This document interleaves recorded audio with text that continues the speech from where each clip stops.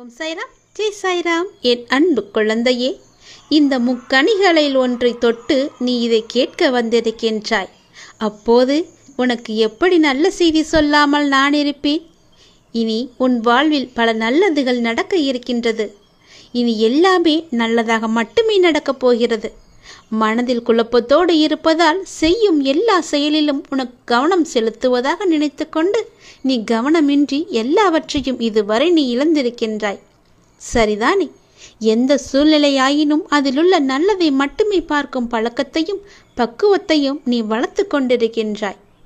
அப்பொழுதுதான் உன்னால் எவ்வளவு கடினமான சூழலை எல்லாம் எதிர்கொள்ள முடியும் என்று உன்னை நீயே ஆராய்ந்திருக்கின்றாய். ஒன்றை மட்டும் நீ புரிந்து கொள். இவ்வுலக வாழ்க்கையில் நடக்கும் நிகழ்வுகள் அனைத்துமே ஏதாவது ஒரு காரணத்திற்காக மட்டும்தானே நடக்கின்றது. அது போலத்தான் இதுவரை உனக்கு நடந்தது எல்லாமே ஒரு காரணத்திற்காகத்தான். அதில் நீ அலசி ஆராய்ந்து அதற்கான காரணத்தை தேடாதே. அது உனக்கு நல்லதுமல்ல. உன் நிம்மதிக்கும் அது நல்லதல்ல. அதில் நீ மட்டும் விதிவிலக்கும் அல்ல. உன் வாழ்க்கையில் நடக்கும் நிகழ்வுகள் அனைத்துமே உன் இறந்த கால வாழ்விலோ அல்லது முன் ஜென்மத்திலோ நீ விதைத்த செயல்களின் விளைச்சல்கள். அதைத்தான் நீ இப்போது அறுவடை செய்து கொண்டிருக்கிறாய். அதற்காக நீ உன்னை தாழ்த்தி கொள்ளவும் வேண்டாம், உன்னை வீழ்த்தி கொள்ளவும் வேண்டாம். எல்லாமே உன்னுடைய கர்ம வினைகளின் படிதான் நடந்து கொண்டிருக்கின்றன. அதனால் அதை பற்றி நீ பயப்பட வேண்டாம். நான் இருக்கும்போது நீ பயப்படவே கூடாது. அதைத்தான் தற்போது நீ அறுவடை செய்து முடிக்கும் தருவாயில் இருக்கின்றாய். நீ தாழ்த்தி கொள்ளாதே உன்னை. அதற்கான பலனை வருங்காலத்தில் நிச்சயம் அனுபவிக்க வேண்டும். இப்பொழுது செய்யும் நல்ல செயல்களின் பலனை நீ நிச்சயம் வருங்காலத்தில் அனுபவிக்கப் போகின்றாய். நீ செய்யும் நல்லது உனக்கு பல மடங்காக பல விதங்களில் உனக்கு வந்து சேரப்போகிறது. அதனால்தான் நான் உனக்கு அடிக்கடி கூறுவது, எல்லோருக்கும் உன்னால் முடிந்த உதவிகளை செய்யென்று. எந்த எதிர்பார்ப்பும் இல்லாமல் பிறருக்கு செய் என்று. நீ உன் மனதால் யாரையும் திட்டக்கூடாது, யாரையும் சபிக்கக்கூடாது, யாரையும் கெடுதல் நினைக்கும்படி சொல்லவும் கூடாது, கெடுதல் நினைக்கவும் கூடாது. நீ எதை செய்கின்றாயோ அதுவே உன்னை வந்து பல மடங்காக சேரும். அதற்காக எனக்கு தீங்கு துரோகம் இழைத்தவர்கள் என்ன செய்ய என்று நீ என்னை பார்த்து கேட்பது எனக்கு புரிகிறது. உன்னுடைய மனம் வருந்தினாலே போதும். உனக்கு பாதிப்பை தந்தவர்களுக்கான தண்டனையை அந்த காலம் நிச்சயம் கொடுத்தே தீரும். எல்லாமே உடனுக்குடன் நடக்க வேண்டும் என்று மட்டும் நினைக்காதே. கொஞ்சம் நேரமாகும். தாமதமாக இருந்தாலும் என்றும் தர்மம் மட்டுமே வெல்லும். உன்னிடத்தில் எப்போதும் தர்மம் இருக்கும்படி பார்த்துக்கொள். எனவே எந்த நேரத்திலும் நேர்மறையாக சிந்திக்கவும் செயல்படவும் இன்றிலிருந்து தொடங்கு. அதுதான் உனக்கும் உன் லட்சியத்தை அடைய செய்யும் எல்லாவற்றுக்குமான ஒரே வழிபாதை. என் வார்த்தைகள் மீது நம்பிக்கை வை. உன்னுடைய வாழ்க்கையில் நான் பல தீபங்களை ஏற்றி நல்வாழ்க்கை தருகிறேன். நீ நன்றாக இருந்தால் மட்டுமே இந்த உலகமும் உறவுகளும் உன்னை நேசித்து உன் கூடவே வந்து கொண்டிருக்கும். சற்று தளர்ந்து போனால் உன்னையே அது ஏசும். இதுதான் வாழ்க்கை. இனிதான் உனது பயணம் தொடங்கப் போகின்றது. மனம் தளராமல் அந்த பயணத்தை சந்தோஷமாக தொடங்கு. அந்த பயணம் வெகு விமர்சையாக இருக்கப் போகிறது. சந்தோஷமாக இருக்கப் போகிறது. கவலையின்றி சந்தோஷமாக தொடங்கு.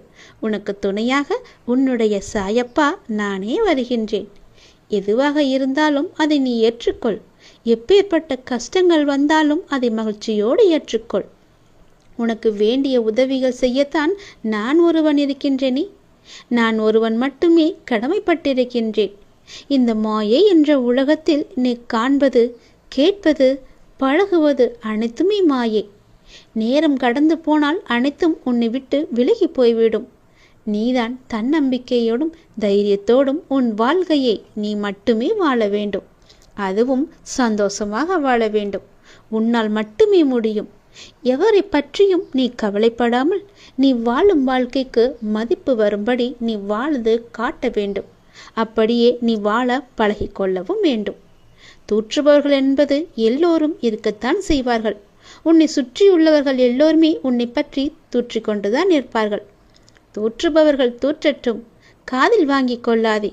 நான் உன்னுடன் இருக்கும் வரை எதற்கும் நீ கலங்காதே. எந்த சூழ்நிலையிலும் நீ கலங்காதே. உன்னை உயர்த்தி அழகு பார்க்க நான் ஆசைப்படுகின்றேன். அதற்கு நீயும் எனக்கு கொஞ்சம் ஒத்துழைப்பை தர வேண்டும். எவரை பற்றியும் நீ கவலைப்படாமல் நீ வாழும் வாழ்க்கைக்கு மதிப்பு வரும்படி வாழ்ந்து காட்ட வேண்டும் என்ற தன்னம்பிக்கையை உனக்குள்ளே நீ கொண்டு வா.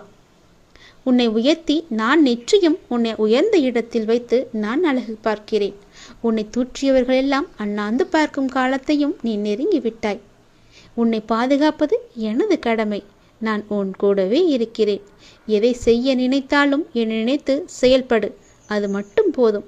நான் உன்னை கைவிடவே மாட்டேன். இனி உன் வாழ்வில் நடப்பது எல்லாமே உனக்கு மட்டுமே நல்லதாகவே நடக்கும். நீ ஏனென்றால் நீ என்னுடைய குழந்தை. நான் பெற்றெடுக்காத என் உயிர் பிள்ளை நீ. அப்படி இருக்கும்போது உனக்கு நடக்க வேண்டிய நல்லது அனைத்தையுமே என்னால் தான் நடைபெறும். நான் இதை உனக்கு அடித்து சொல்கிறேன், சத்தியம் செய்து சொல்கிறேன். உனக்கு நடக்க வேண்டிய நல்லதுகளை நானே முன்னின்று நடத்தி வைப்பேன்.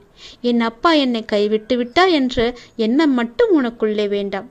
உன் கூடவே இருந்து உன்னை வழிநடத்தி செல்லும் ஒரு நல்ல ஆசானாக, தந்தையாக, குருவாக நீ எப்படி வேண்டுமானாலும் வைத்துக்கொள்.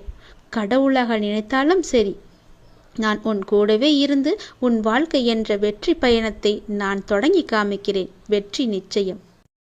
நான் உனது கோரிக்கையை நிறைவேற்றப் போகின்றேன்.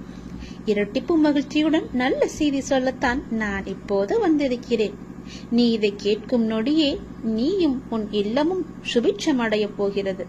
மகிழ்ச்சியும் கிடைக்கப் போகிறது. நீ விரும்பியது எல்லாம் உனக்கு கிடைத்து கொண்டே இருக்க போகிறது. அப்பா உனக்கு நல்ல செய்தி சொல்ல வந்திருக்கிறேன். மன மகிழ்ச்சியுடன் சந்தோஷமாகவே இருக்கிறேன். நீ வாழ்ந்து கொண்டிருக்கும் இந்த தற்போதைய வாழ்க்கை நான் உனக்கு கொடுத்தது. இதில் நீ அனுபவிக்கும் அத்தனையுமே நான் உனக்கு ஆசீர்வதித்து கொடுத்தது. இதை நீ எப்போதும் ஒரு நாளும் மறக்க கூடாது. இதை நீ புரிந்து கொண்டால் மறுகணமே உனது கண்கள் முன்பு நான் தோன்றுவேன். நம்பிக்கையோடு இதை நீ என்னை ஏற்றுக்கொண்டால் மட்டுமே இது சாத்தியமாகும். உன்னை தேடி உனது இல்லம் நாடி உன்னுடன் சேர்ந்து சாப்பிடுவதற்கு நான் வந்து கொண்டே இருக்கின்றேன்.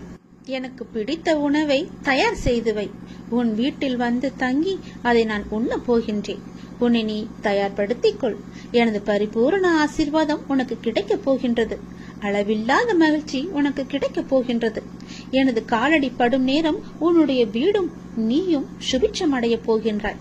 இதுவரை இல்லாத அளவு பெருமளவு இரட்டிப்பு மகிழ்ச்சியுடன் நீ சந்தோஷமாகவே வாழப் போகின்றாய். நீ என்னிடத்தில் வைத்த கோரிக்கைகள் எதுவாக இருந்தாலும் அது நிச்சயம் நிறைவேறப் போகின்றது. நீ விரும்பியது எல்லாமே உனக்கு கிடைக்கப் போகின்றது. உன்னை பார்த்து ஏளனமாக சிரித்தவர்கள் எல்லாம் உன்னை பார்த்து வியக்கும் வண்ணம் நான் உன்னை உயர்த்தி வாழ வைக்கப் போகின்றேன். நடப்பது, இனி நடக்கப் போவது, இதுவரை நடந்தது எல்லாமே என்னுடைய அனுகிரகத்தால் தானே, என்னுடைய துணையால் தானே, என்னுடைய லீலைகள் தானே.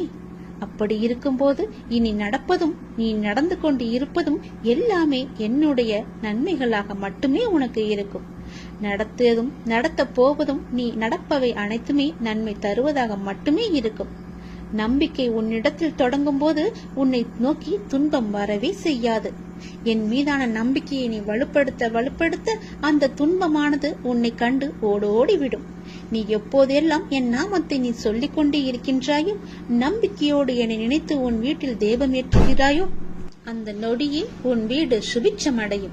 என் காலடி உன் வீட்டில் பட்ட உடனே உனக்கான நல்ல நல்ல மாறுதல்கள் எல்லாம் ஒன்றின் பின் ஒன்றாக நடக்கத் தொடங்கும்.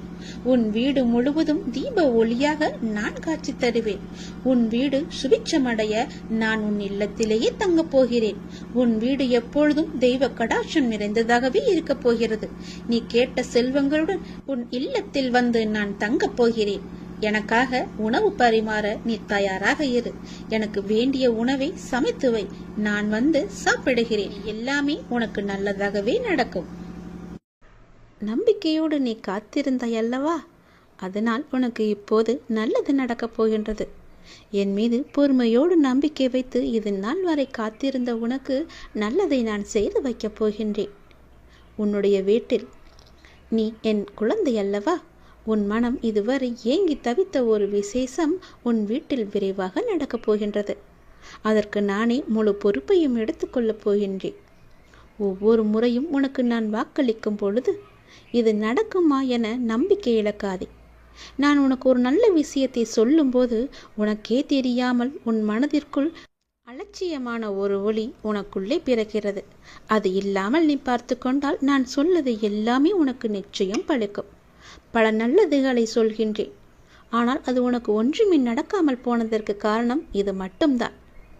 உன் மனதிற்குள் நான் சொல்லும்போது ஏதோ ஒரு அலட்சியத்தன்மை உனக்குள்ளே பதில் சொல்லி கொண்டிருக்கிறது. அந்த முதலில் அந்த எதிர்மறையை உனக்குள்ளிருந்து வெளியே கொண்டு வா. நேர்மறையை அங்கே நீ வைத்துவிடு.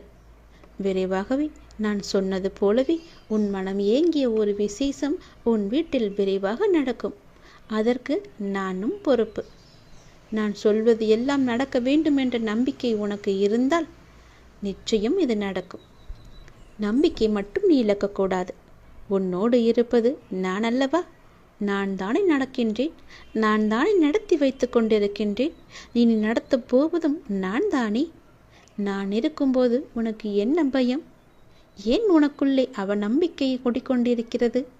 அந்த அவநம்பிக்கையை எடுத்துவிட்டு நம்பிக்கையை அங்கே வை. நம்பிக்கையோடு காத்திரு, நல்லது நடக்கும். நான் இருக்கின்றேன். உன் மனதில் இப்போது உள்ள அந்த மன வருத்தத்தை உனக்கு நிறையவே கொடுத்தவர்கள் எல்லாம் நன்றாக இருப்பது போல உன் மனதில் தோன்றிக் கொண்டிருக்கிறதல்லவா? அவர்கள் நன்றாக இல்லை, ஏதோ ஒரு சிரமத்திற்கு உள்ளாகி கொண்டு தான் இருக்கின்றார்கள். என்னை துன்பத்திற்கு ஆளாக்கிவிட்டு அவர்கள் மட்டும் நன்றாக இருக்கிறார்கள் என்று உன் மனம் அவ்வப்போது சொல்லி சொல்லி அழுது கொண்டிருக்கின்றாய். நல்லவர்களுக்கு காலமே இல்லை என்று ஏங்கி தவித்து கொண்டிருக்கின்றாய். அது தவறு. நீதி வெல்லும், நிச்சயம் வெல்லும். தெய்வம் இன்றே கொல்லும் என்ற ஒரு வாக்கு போல நான் அவர்களை பார்த்து விட்டேன், ஒரு கை. அதனால் நீ பயப்படாதே. நீ எதனால் பயந்து கொண்டிருக்கின்றாயோ அந்த பயமெல்லாம் இனி உனக்கு வரவே வராது. அவர்களுக்கு புரிய வைக்க வேண்டிய விதத்தில் நான் புரிய வைத்து விட்டேன். ஆனால் அதற்காக நீ செலவிடும் நேரத்தை விட இந்த வருத்தத்திலிருந்து உன்னை எப்படி மீட்க வேண்டும் என்று முயற்சி செய். எந்த விதமான ஆரோக்கியமான சிந்தனைகள் உன் மனதில் எழ வேண்டும் என நீ சிந்தித்து அதற்கு நீ முயற்சி செய். யாருக்கு எதை எப்போது புரிய வைக்க வேண்டுமோ அதை நான் புரிய வைத்து விட்டேன். நீ கவலையின்றி மீண்டு வா. உன் வருத்தத்திலிருந்து வெளியே வா. உனக்கு தேவையான சக்தி முழுவதையும் நான் தருகின்றேன். உன் மனதில் உள்ள எதிர்மறையை நீக்கிவிடு. உன் வாழ்க்கையில் நீ பயணித்த பாதையை நான் பார்க்கிறேன். சந்தோஷம், நிம்மதியை விட கஷ்டமும் கண்ணீரும் இருப்பதை என்னால் உணர முடிகிறது. உன்னை தேற்றுவதற்காகத்தான் நான் இங்கு உனக்கான எல்லாவற்றையும் சரி செய்து கொண்டிருக்கிறேன். உன் வாழ்க்கையின் சூடுகளை நான் திருத்தி எழுத உன் கர்ம வினைகளுடன் நான் போராடி வருகிறேன். அதை நன்றாக நீ உணர்கிறாய் அல்லவா? உன் கண்ணீரை உன்னை உண்மையாக நேசித்தவர்களுக்காக மட்டும் சிந்து. அதில் தவறு இல்லை.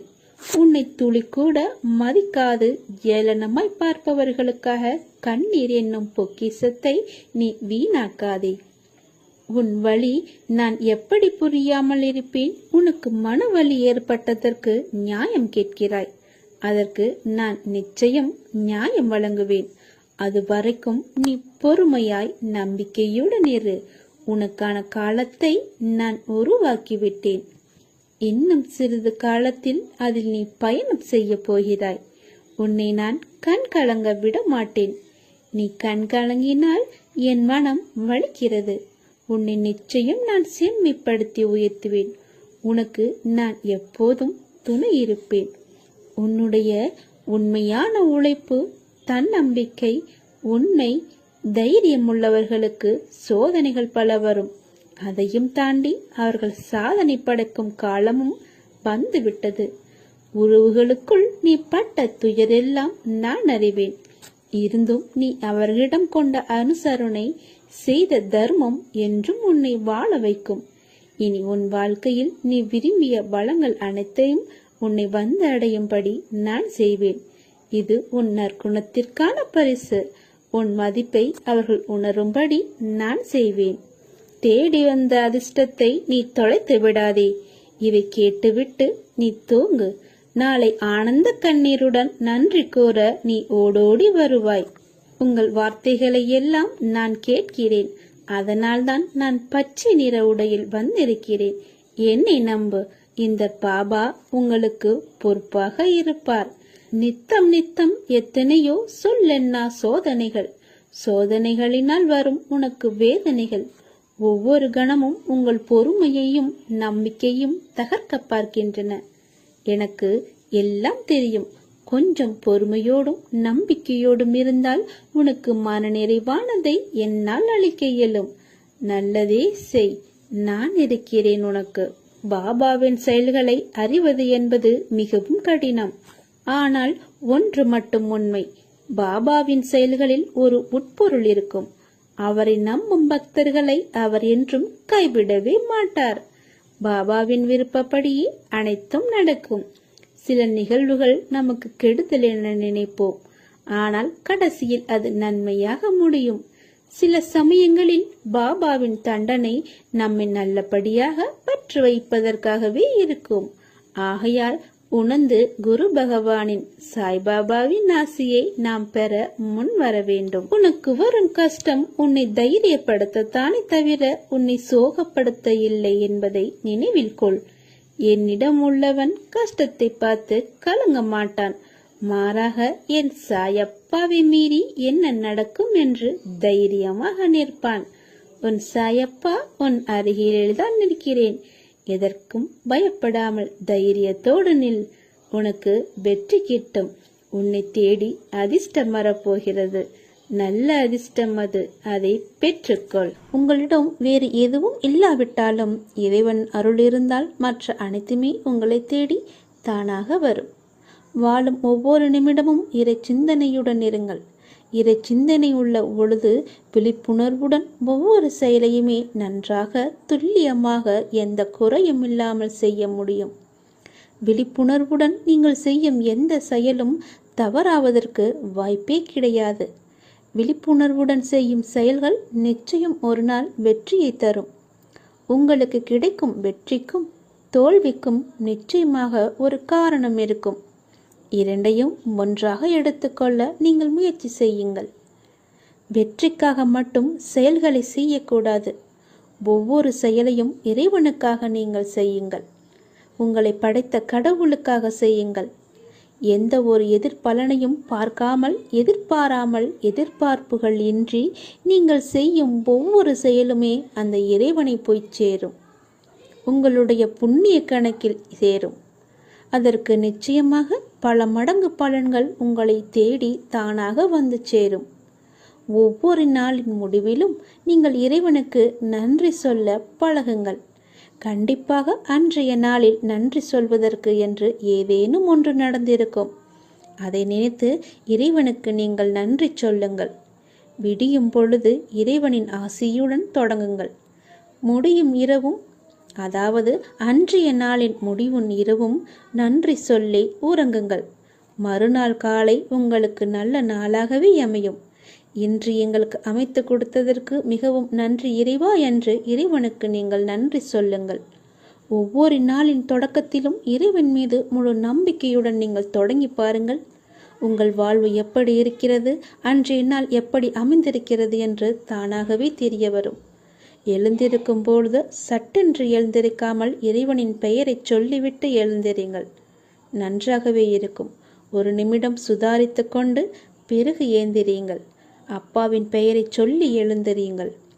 உங்கள் வாழ்க்கை மீது உங்களுக்கு இருக்கும் அக்கறையை விட உங்களை படைத்த இறைவனுக்கு நிச்சயமாகவே அதிக அக்கறை இருக்கும். நம்புங்கள், நன்றாக நீங்கள் வாழ்வீர்கள். இதனை உணர்ந்தால் இறைபலமும் மனோபலமும் உங்களிடம் அதிகரிக்கும் தானாகவே. இறைவனின் அருளும் ஆசியும் உங்களிடம் நிறைந்திருக்கும் முழுவதுமாகவே. எப்போதும் இறைவனின் அருளோடும் ஆசியோடும் நாம் தொடங்கும் நாள் வெற்றி நாளாகவே நமக்கு அமையும். இறைவனுக்கு நன்றி சொல்ல மட்டும் நீங்கள் மறந்து விடாதீர்கள். இறைவனின் நாமத்தை ஜெபித்து கொண்டே இருங்கள்.